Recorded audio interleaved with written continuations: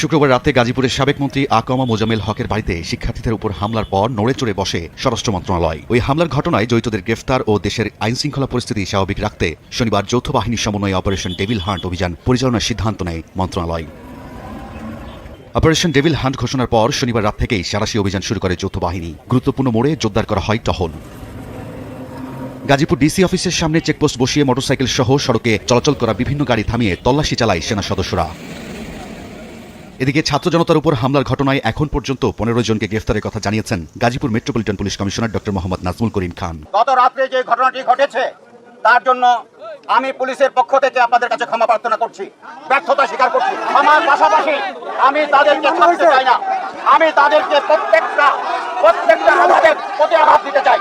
এদিকে বগুড়াতেও চেকপোস্ট বসিয়ে তল্লাশি অভিযান চালায় যৌথ বাহিনী। শহরের সরকারি মহিলা কলেজ এলাকায় সাতমাথা মাটিঢালি সড়কে অভিযানের অংশ হিসেবে যানবাহনের গতিরোধ করে চালায় তল্লাশি।